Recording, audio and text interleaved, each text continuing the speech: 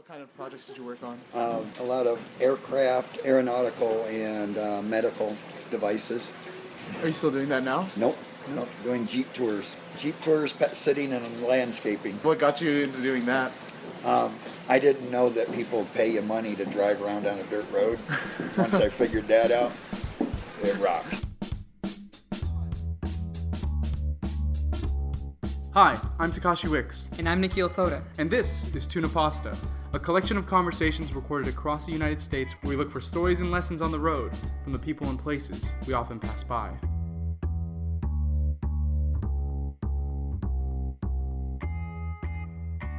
Our drive to southern Utah was long, but we were recharged from our stay in Salt Lake City. And after a day of driving through the red rocks of Utah and 4 hours of hiking in Zion, we drove to our Airbnb in Cedar City, mile 4,936. Our digs for the night? A cozy little yurt underneath a native juniper tree in the backyard of a random young couple's house, lit by the desert stars. As we approached the front door of the house, something felt a bit off. All the doors were left open, all the lights were left on, and no one in sight. We stepped through the door and the peculiarity increased. To our left were miscellaneous bicycle parts, to our right were collections of herbs, plants, and gardening equipment, and straight ahead, a beautiful handcrafted charcoal painting with a Tupperware container full of fresh charcoal right underneath it. And then we walked into the kitchen.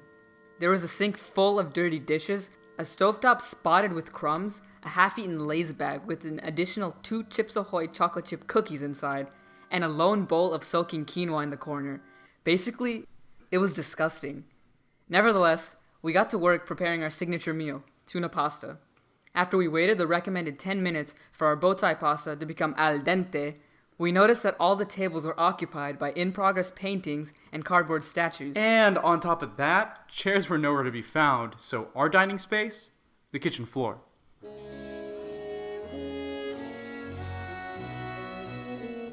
I woke up early, excited to shower, and not much to my surprise, the shower handle was broken, requiring use of the monkey wrench that sat on the floor of the bathroom to turn the hot water on.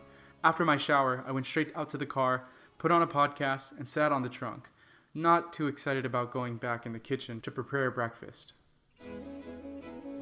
I woke up, not quite so early, and went into the house to brew some sweet tangerine, positive energy tea. The kitchen was spotless, a stark contrast from the night before. As I walked into the living room, I met our host Todd for the first time. He was in his mid-20s, had long dark hair, and was clad with many detailed tattoos matching the look of Shannon, his girlfriend. His appearance, household, and incredibly calm and present demeanor all intrigued me. I wanted to learn who he was. My name's Todd Hansen, and I'm from Utah. Yeah, this small town called Richfield. It's north of where we're at right now, about 200 miles in the desert. It's an amazing place. Can you describe where we're at currently? Currently, we're in Cedar City, Utah. It's like southwestern Utah, and it's still high elevation, so it's not quite on the Colorado Plateau, which is in the more like southern parts of Utah, like the almost out into Arizona. Right now, we're still like 6,000 feet of elevation, so the climate here is a little bit cooler, more mountainous. So, can you tell me a little bit of why you decided to move to Cedar City? Well, there's a university like 2 blocks from here, Southern Utah University. Okay. And sometimes we're students, sometimes we like to go. It's fun. We have a lot of friends here because we have lived here in the past. Right. Good connection to the community because we own a bike shop here. Okay, cool. And it's a kind of seasonal. So, like in the summertime, there's enough work for us to be here, so we'll do that. And mostly the desert, mainly. That's the main reason we live in Cedar City is because the desert's so close, and we like to go backpacking and hiking and rock hounding and stuff. So. On the road, Takashi and I discussed the differences in outdoor activities in the more humid Smoky Mountains versus the drier, more desert-like mountains in the west. I asked Todd about his take on the matter. Okay, well, it's hard to say. I do enjoy both. However, the desert is a lot more, I don't know, it's open and vast. And there's something about desert life because it is so hard to live in the desert. The plants there are so rugged, and I find that incredibly beautiful. And mostly the way the sun sets and rises there's something really profound about a desert sunset or sunrise. Maybe it's the lack of moisture in the air, or the way the landscape is so jagged and the horizon is so like distant and just like broken up. Something is so amazing about that, and I think that's what lures me the most. In this area, what's your favorite area to experience that? Okay, if you go east of here, so you go over this mountain, you can see right here. This range is called Cedar Mountain and Cedar Breaks. So if you go over this, you get closer to Bryce Canyon, and it's more into central Utah. And then you keep driving east, and you get out into like the west or the east deserts of Utah, which is on Colorado Plateau, is what it's called. There's this place called the San Rafael Swell, and Green River, Utah, and Capitol Reef is out there too. That's my favorite part of Utah. It's amazing. The reef is essentially this 2,000 foot tall, 40-mile long wall of rock that just juts out of the middle of the desert. Oh, that's super cool. It's amazing. It's full of slot canyons and tons of climbing and hiking and backpacking trips. And there's the Colorado River runs through that, and the Green River's out there as well.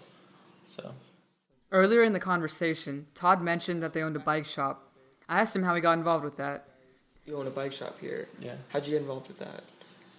Mostly I just wanted to work on bikes. Yeah. And the other shops here aren't really busy enough to hire mechanics. The guys that own the shops run the workshop.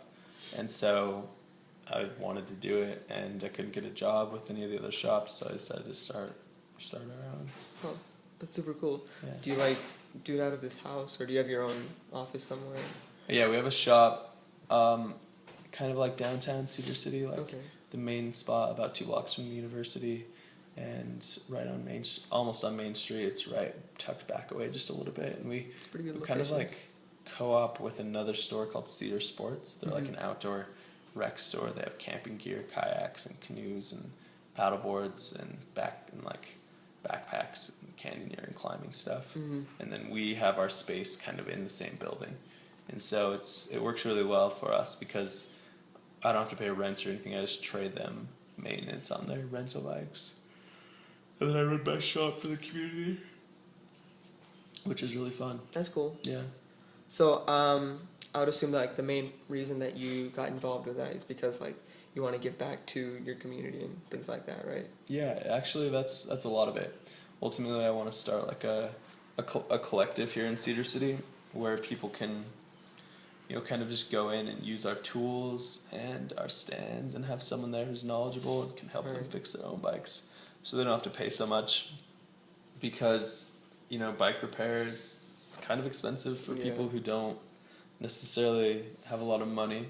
And unfortunately, I can only charge so little, to a point where I can't even afford to do it for them. So I have to charge a little bit. But if it was maybe being funded by something as a nonprofit or a donation based, and we had a good solid space, or perhaps we could partner with the university, that would be awesome. That if we would be could turn really it cool. into a collective. So yeah. My final question to Todd was the same that we had asked in all of our interviews. What is your greatest life lesson that you would want to impart onto someone else? What's, like, the biggest life lesson that you've learned that you would be wanting to impart onto somebody else? That's a great question. Actually, I've been thinking about this a lot. The biggest thing that I've learned living in Cedar City, and it's not just a lesson I learned here, but I've learned it elsewhere too. It's kind of like, no matter where you go, I've been traveling around a lot recently. No matter where I go, rather, I should say, I find that people are just doing kind of the same thing, just in a different place. And I often get caught up in this really like heavy wanderlust feeling where I just want to go, or something here starts getting hard. Like the winter here is really hard. It's cold, it's dark all the time. I don't want to go, I don't want to be here, and I find that I want to just run away from it instead of sticking it out and staying in school or finishing school, or if something gets hard here, if something happens with the job and I'm not liking it or something, I just want to run away. But I'm finding that the biggest lesson I've learned in Cedar City is that it's really important just to like persevere and stick it out and just be where you are Right. Yeah.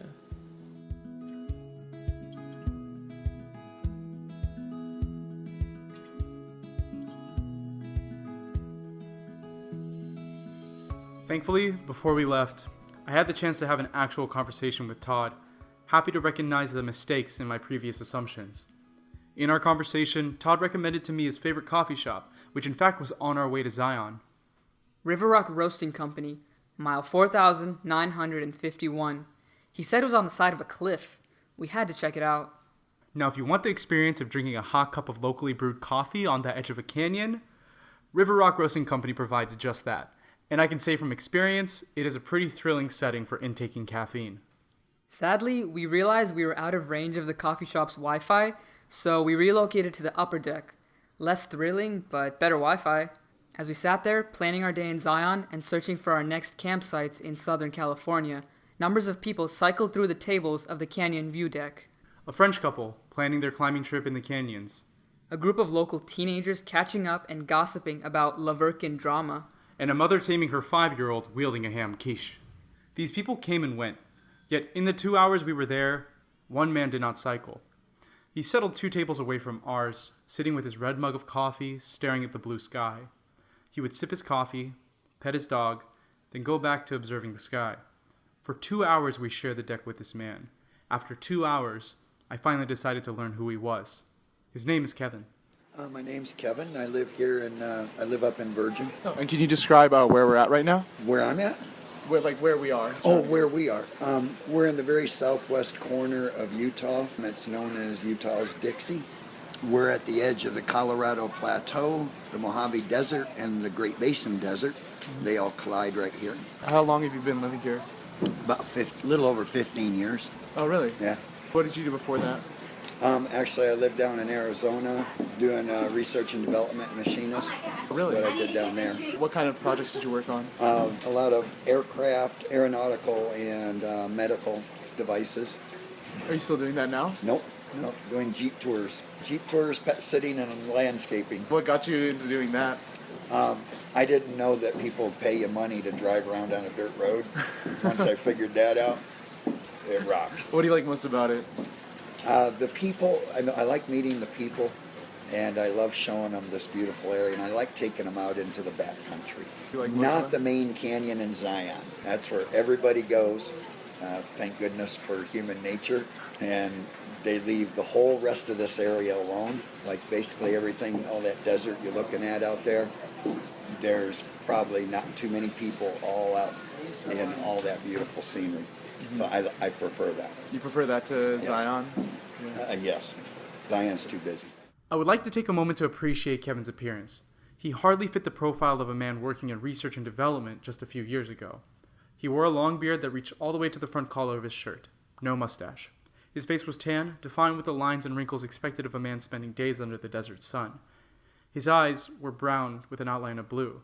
Now I remember this fact distinctly because he never lost eye contact, never distracted, always concentrated on the conversation at hand.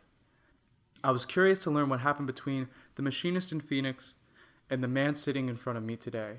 What was kind of your journey like to coming? You said like the scenery brought you out here, but can you describe more like what that journey really was? Yeah, I live down in Phoenix. I'm not a city boy, and I got tired of the city. Well, I was tired of it from minute one. One day I woke up and decided that even though I loved my job, I did not like the people I worked for or with. And I was done with all stressors in my life. And I decided it was time to get rid of the stress. So, time for something very different. Oh. Did you just drive up here and Uh-huh. and then you just settled down here? Yeah. And then a final question, from living here, so living here for 15 years, what's the greatest life lesson that you've learned that you want to impart onto someone else? Get out of your house. Get away from the rent. I camp out. I've been camping for about 9 years on purpose. The rent is free. Property taxes are free. And it's a great way to enjoy nature. And it's a great way to free yourself from a lot of stress. Money being the biggest stressor, being a huge stressor for people. Just do what you want to do with your life. Work part-time.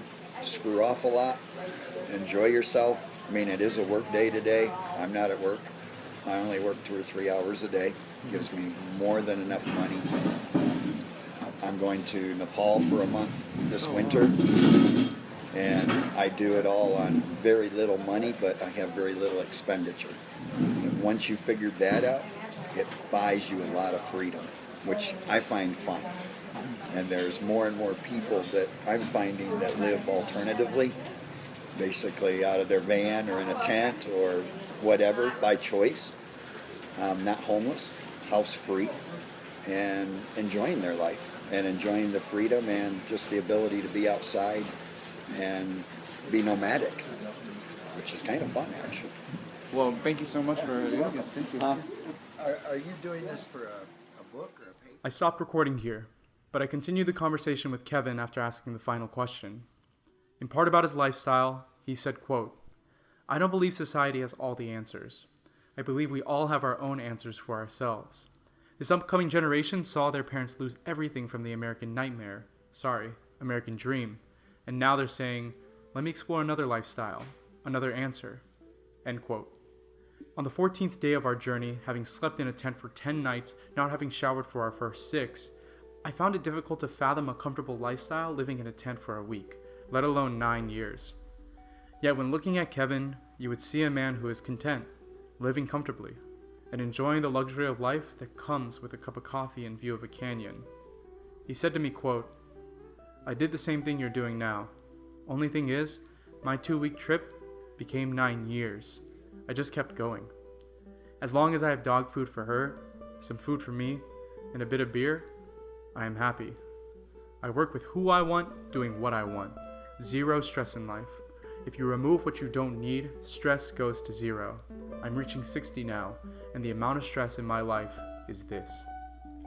He put the tip of his index finger to his thumb, leaving his other fingers fanned out, in the gesture of okay.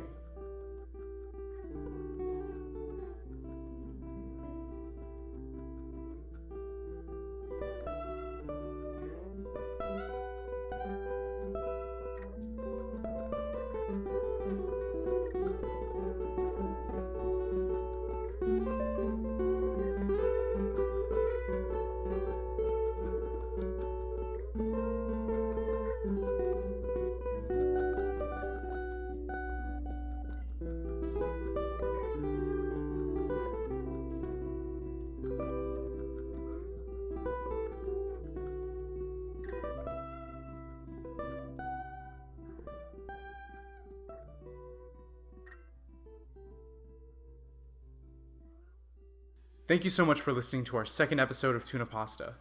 If you made it this far, I appreciate you. Please subscribe on Apple Podcasts and Stitchers, and also write us a review if you can. It would really mean a lot. You can tweet at us at TunaPastaPod or find us on Facebook at Tuna Pasta Podcast.